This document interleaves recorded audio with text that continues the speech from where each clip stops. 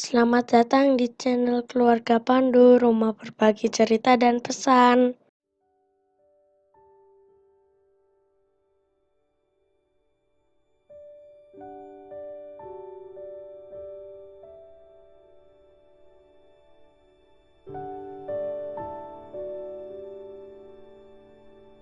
Saudara-saudaraku yang dikasihi Tuhan, kali ini saya mengajak saudara untuk merenungkan firman Tuhan dari Esra 8 ayat 21 sampai 23. Kisah ini adalah bagian dari tindakan Esra dan rombongannya sebelum mereka memasuki kota Yerusalem.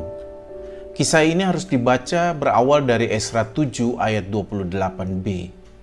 Dalam ayat ini dikatakan, "Aku menghimpunkan dari antara orang Israel beberapa pemimpin untuk berangkat pulang bersama-sama aku.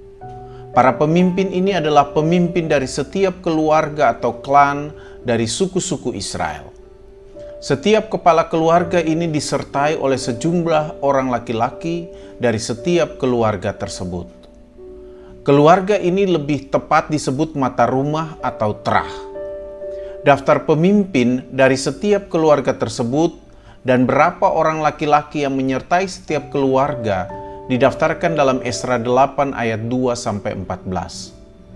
Orang-orang ini dibawa Esra untuk diikutsertakan dalam pembangunan rumah Tuhan di Yerusalem. Catatan Esra ini memperlihatkan bahwa setiap keluarga memiliki tanggung jawab dalam membangun kembali rumah Tuhan. Pembangunan kembali rumah Tuhan yang rusak harus pertama-tama menjadi tanggung jawab setiap keluarga yang berhubungan dengan rumah Tuhan tersebut, bukan orang lain di luar keluarga-keluarga yang terhubung dengan rumah Tuhan, yang tidak memiliki ikatan apa-apa dengan rumah Tuhan tersebut. Pengalaman Esra bersama keluarga-keluarga Israel ini menjadi pelajaran penting bagi keluarga-keluarga Kristen yang terhubung dengan gerejanya masing-masing. Bertumbuh dan berkembangnya gereja tidak bisa diserahkan kepada orang lain atau hanya menjadi tanggung jawab orang tertentu saja, melainkan harus menjadi tanggung jawab setiap keluarga yang menjadi anggota gereja tersebut. Tuhan memberkati setiap anggota keluarga dengan potensi atau talenta yang juga bermanfaat untuk membangun gereja. Untuk itu diperlukan pemimpin seperti Esra yang mampu menata dan mengarahkan setiap keluarga untuk berperan serta dalam membangun dan mengembangkan gerejanya. Selanjutnya, sebelum memasuki Yerusalem, ketika tiba di sungai Ahawa, Esra mengajak rombongannya untuk berkemah di sana 3 hari. Tidak terlalu penting di mana pastinya letak sungai tersebut, karena para ahli juga mengalami kesulitan menentukan dengan benar di mana letak sungai Ahawa itu. Ada yang menghubungkan sungai ini dengan sungai Efrat. Para ahli hanya mengatakan bahwa letaknya mungkin masih di sekitar Babilonia. Yang paling penting adalah apa yang dilakukan Esra bersama dengan rombongannya di tepi sungai Ahawa. Esra sadar bahwa dia dan rombongannya akan mengalami kesulitan dan tantangan selama perjalanan mereka. Untuk itu Esra mengajak seluruh rombongannya untuk bersama-sama berpuasa. Meskipun kisah ini mengatakan bahwa yang bersama dengan Esra adalah para kepala terah atau keluarga dan juga sejumlah laki-laki dari setiap terah itu, tetapi itu tidak menjamin bahwa mereka akan berjalan dengan aman dan mampu menghadapi setiap tantangan itu sendiri. Esra sadar betul bahwa mereka tidak bisa mengandalkan kekuatan mereka saja. Untuk itu Esra mengajak mereka untuk berpuasa dan mendekatkan diri kepada Tuhan. Dalam ayat 21, Esra mengatakan bahwa melalui berpuasa, dia dan rombongannya merendahkan diri di hadapan Allah Israel dan memohon kepadanya jalan yang aman bagi mereka, bagi anak-anak mereka, dan segala harta benda mereka. Berpuasa ini sudah menjadi sebuah ritual yang biasa dilakukan oleh umat Israel. Orang juga bisa berpuasa untuk banyak alasan, namun yang umum dalam umat Israel adalah berpuasa yang dihubungkan dengan merendahkan diri dan mengaku salah dan menyatakan pertobatan. Yang kedua adalah berpuasa dengan tujuan mencari petunjuk atau pertolongan dari Tuhan. Ada 2 alasan sebagaimana tertulis dalam ayat 22, mengapa Esra mengajak rombongannya berpuasa dan memohon pertolongan dari Tuhan. Yang pertama adalah karena Esra dan rombongannya tidak dikawal oleh tentara Raja Artasasta. Dalam hal ini, Esra berbeda dengan Nehemia yang mendapat pengawalan dari panglima-panglima perang dan orang-orang berkuda dari Raja Artasasta. Lihat Nehemia 2 ayat 9b. Namun Esra punya alasan kenapa dia tidak meminta pengawalan dari Raja Artasasta. Padahal kalau dia meminta, dia akan mendapatkannya karena Raja akan memberikan yang diinginkannya. Lihat Esra 7 ayat 6. Alasan Esra tidak meminta pengawalan tentara raja berhubungan dengan alasan mereka berpuasa.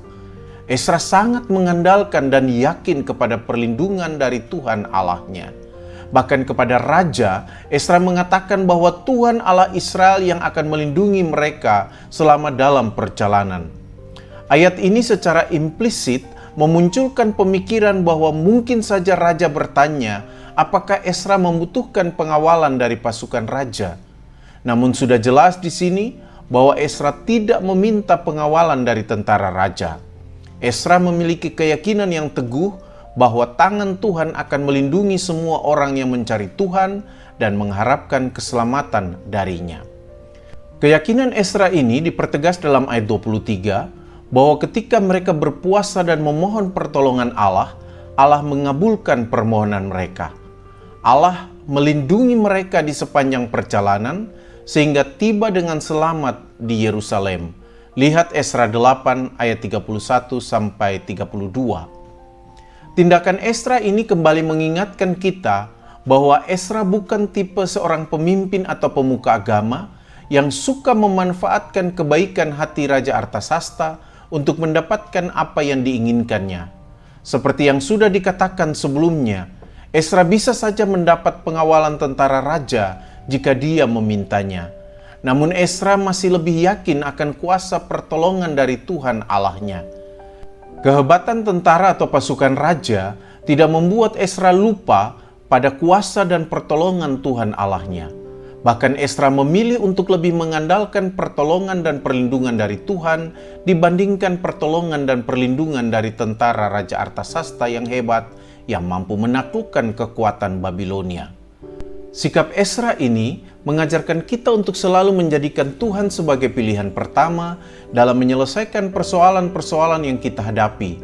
Sekalipun kepada kita ditawarkan jalan keluar atau cara-cara yang menurut perhitungan manusia akan mampu menolong kita menghadapi masalah yang ada, janganlah sampai tawaran itu membuat kita mengesampingkan Tuhan, bahkan merasa tidak memerlukan lagi pertolongan Tuhan. Memang tidak mudah. Sama seperti Esra, kita tidak bisa memastikan bahwa Tuhan pasti menolong kita menyelesaikan masalah yang ada. Sama seperti Esra, kita hanya memiliki iman atau keyakinan bahwa setiap orang yang datang kepada Tuhan dan memohon pertolongannya, maka Tuhan akan menolong dia. Tetapi bagaimana Tuhan akan menolong kita, kita tidak pernah bisa memastikannya. Namun, inilah yang dinamakan dengan pilihan iman ketika Tuhan yang menjadi prioritas utama. Esra juga tidak menceritakan bagaimana Tuhan menolongnya, karena pesan utama dari Esra adalah jadikan Tuhan sebagai pilihan pertama, bukan kuasa yang di mata manusia sudah pasti mampu mengatasi masalah yang ada. Tuhan bukan dijadikan pilihan alternatif kalau semua cara sudah gagal. Dalam kenyataan, ada orang-orang yang mengabaikan pilihan iman ketika menghadapi masalah. Ada kok keluargaku yang bisa bantu memasukkan aku ke pekerjaan itu. Ada kok omku yang jadi polisi yang nanti bisa bantu menyelesaikan masalahku itu. Oh, tanteku kenal pengacaranya, jadi nanti aku akan dibantu sama tanteku. Gampanglah, nanti tinggal kasih uang, semuanya juga akan beres. Begitulah yang seringkali muncul dalam pikiran beberapa orang ketika menghadapi masalah. Orang-orang seperti ini lebih mengandalkan kekuatan manusia, kekuatan uang, kekuatan kuasa atau otoritas, bahkan ada juga yang mengandalkan kuasa kegelapan. Apakah di antara mereka ada orang Kristen? Ya, tentu saja ada. Yang macam begitu tidak usah ditanya apa agamanya. Orang-orang seperti ini biasanya menjadikan Tuhan sebagai pilihan kedua atau pilihan kesekian. Sebagai bukti bahwa Tuhan yang menjadi prioritas utama, Esra mengajarkan kita bahwa ketika ada masalah, langsung mencari Tuhan dan mendekatkan diri kepada Tuhan. Berdoalah dan juga berpuasalah untuk memohon pertolongan Tuhan. Berdoa dan berpuasa bukan untuk menunjukkan tingginya iman kita, tetapi justru merendahkan diri sebagai bentuk pengakuan bahwa kita sesungguhnya tidak layak mendapat perhatian dari Tuhan. Itulah yang dilakukan Esra ketika berdoa dan berpuasa. Tentang puasa ini, orang Kristen sering berpikir bahwa kita tidak perlu puasa. Padahal dalam tradisi kekristenan mula-mula, puasa adalah hal biasa. Jemaat Kristen mula-mula terbiasa melakukan puasa juga untuk maksud tertentu dalam hubungan mereka di hadapan Allah. Termasuk ada juga puasa sebelum seseorang mau dibaptis. Dia bersama dengan keluarganya akan berpuasa untuk merendahkan diri di hadapan Tuhan. Tradisi puasa yang dilakukan orang Kristen di masa Prapaskah adalah juga praktik yang sudah ada sejak gereja mula-mula. Karena itu tidak ada salahnya jika orang Kristen tidak hanya berdoa, tetapi melatih dirinya berpuasa. Berpuasa di sini pertama-tama adalah puasa makan, tetapi bisa juga dikembangkan ke arah puasa mengendalikan sifat manusia kita yang membuat kita lebih mengutamakan kuasa lain dan mengesampingkan kuasa Tuhan. Yang paling penting juga adalah jangan berpuasa untuk memamerkan kesalehan iman kita, tetapi untuk merendahkan diri di hadapan Tuhan dan memohon pertolongan Tuhan dalam hidup kita.